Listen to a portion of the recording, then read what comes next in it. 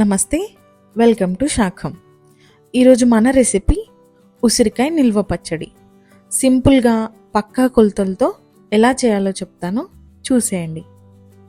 ముందుగా ఉసిరికాయ నిల్వ పచ్చడి కోసం చూపిస్తున్న విధంగా ఇలా పెద్ద ఉసిరి, దీన్ని రాసి ఉసిరి అని కూడా అంటారు. ఈ సీజన్కి మార్కెట్లో ఈజీగా దొరికే ఉసిరికాయలను తీసుకుని శుభ్రంగా కడుక్కొని ఆరనివ్వాలి. ఇక్కడ నేను 1/2 kg ఉసిరికాయలతో పచ్చడి పెడుతున్నాను. మీరు 1 kg పెట్టాలి అంటే చూపిస్తున్న కొలతలకి డబుల్ తీసుకోండి.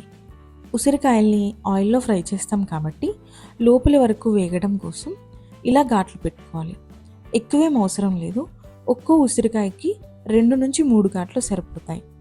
ఇప్పుడు ఉసిరికాయ పచ్చళ్ళలోకి మసాలా కోసం 1 టేబుల్ స్పూన్ మెంతులు, 1 టేబుల్ స్పూన్ జీలకర్ర, 1 టేబుల్ స్పూన్ ఆవాలు వేసి దోరగా వేయించుకొని చల్లారనిచ్చాక మిక్సీ పట్టుకొని పక్కనుంచాలి.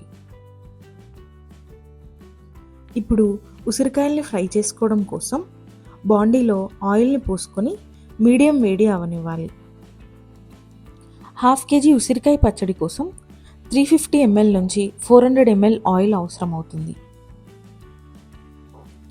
ఇలా అన్ని ఉసిరికాయల్ని చూపిస్తున్న విధంగా గోల్డెన్ కలర్ వచ్చేలా ఫ్రై చేసుకున్నాక పక్కకు పెట్టి చల్లారనివ్వాలి. ఇప్పుడు అదే ఆయిల్లో పోపు కోసం 1 స్పూన్ మెంతులు, 1 స్పూన్ జీలకర్ర, 1 స్పూన్ ఆవాలు, 6 నుండి 7 ఎండుమిర్చి వేసి వేగాక లాస్ట్లో ఆయిల్ దించే ముందు కొంచెం ఇంగువ వేసి పోపుని చల్లారనివ్వాలి.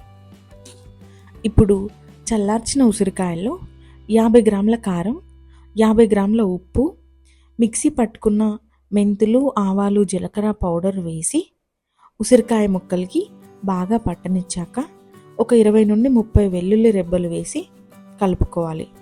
అలాగే చల్లార్చిన పోపుని వేసి బాగా కలుపుకొని మూత పెట్టి పక్కన పెట్టాలి.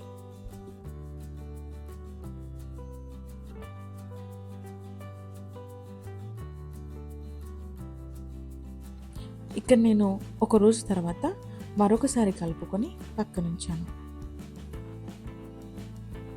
ఉసిరికాయ ముక్కలకి ఉప్పు కారం పట్టడానికి 3 రోజులైనా పడుతుంది కాబట్టి అల్యూమినియంలో కానీ స్టీల్ ఆర్ ఐరన్ బౌల్స్లో కానీ స్టోర్ చేయకూడదు.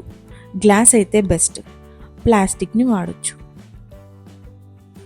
3 రోజుల తర్వాత ఒకసారి మంచిగా కలుపుకొని టేస్ట్ చూసుకున్నాక అవసరమైతే ఉప్పుని, మీకు కావలిస్తే ఆయిల్ని కూడా వేసుకొని సిరామిక్ జార్లో కానీ గ్లాస్ బౌల్లో కానీ స్టోర్ చేసుకుంటే ఉసిరికాయ నిల్వ పచ్చడి రెడీ అవుతుంది.